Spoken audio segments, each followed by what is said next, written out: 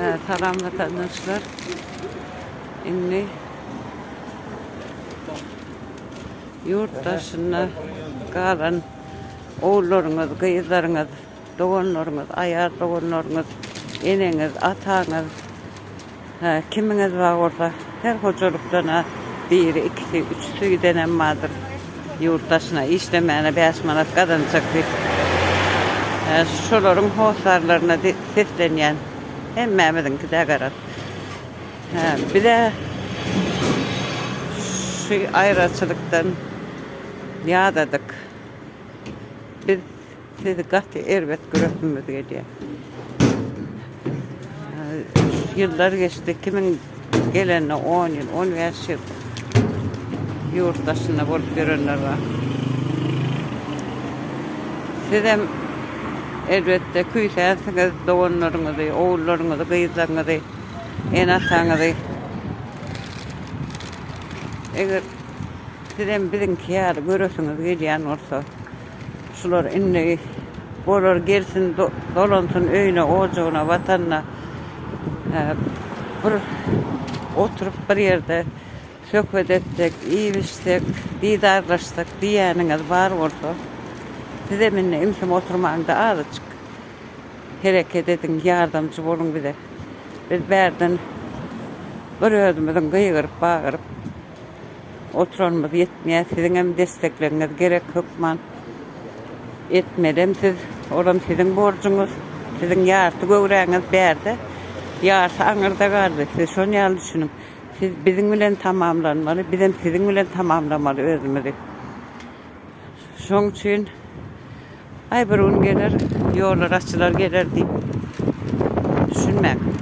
O güne karşı oturmak, o gün gelmeyen açı karışsanız 2005, 2015, 2025 Allah aylanıyor.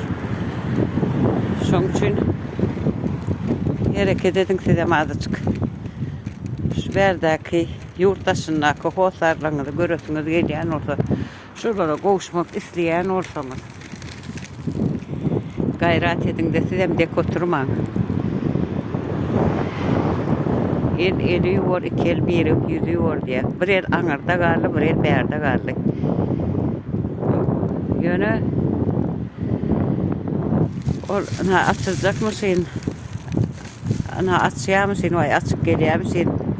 Diyen gepler ananmak. Samalyotlar uçup diyor, gelip gidip diyorlar. Yani belli adamlar için işliyor. Samalyotlar şolar için işliyor. Bizim için ne? 5 manat bizim iyi verenimiz. Bilen sizin hem işiniz bitmiyor. Mehkumunuz bitip baran o. Bizim bir yerde kalanımız bilen işlerimiz bilen ömrümüz geçip var ya. Hani kimin kakası yok oluyor, kimin ecesi, kimin oğlu kıydı berdi. Koğuşup bilmeniyor. Ölümlü dünya, 3 günlük dünyada didarlaşıp bilece bir öyden örüp öpnemedik işler. Barca kazanlarımıza uyuşturup ağdı verdik bilen iyimek. Arzu niyetimiz öz vatanımızda, öz ocuğumuzda. Şunun için gayret edin de size harekete geçin görürsünüz geleyen olsa bizim dönmemizi vatanımıza isteyen olsanız, bizi unutmadık olsanız, bizi defterinizden silip taşlamadık olsanız, öyle sözlerim deydirdiniz bana. Her kimin bir açıkçası başta yurttaşına olun. Hiç de olmadık yani. İmtiyim getiren 5 manat, 100 dolar, 50 dolar, 5 dolarına kuvunu oturman. O dolarlarım ne günlüklerini kazanır ya berdi. Biz hem işliyor, hem elimiz işliyor, hem beynimiz işliyor. Gece günlük yatıp bilemiz yok. Önümüze bir nahar arsak şunu hedil edip arkayın işte evren yiyip bilemiz yok biz. Sizi düşünüyor, vatanımızı düşünüyor. Biz berik yönü işlemeyene geldik vakitlayınca. Vatanımıza biz saçık kayıtmadık hainlik edip. Vatanımıza bir yerini yakıp kayıtmadık, korkup kaçar ya oğurluk etmedik. Biz vatanımıza parmağına doğru hakkımız var. Şunun için bize paylaşık edin. Bey deyip oturmanda. Dedem bizi görüyorsunuz eğleyen olsa. Geleysin şulara minni döneysin. Yurduna, kocalığına diyen olsanız.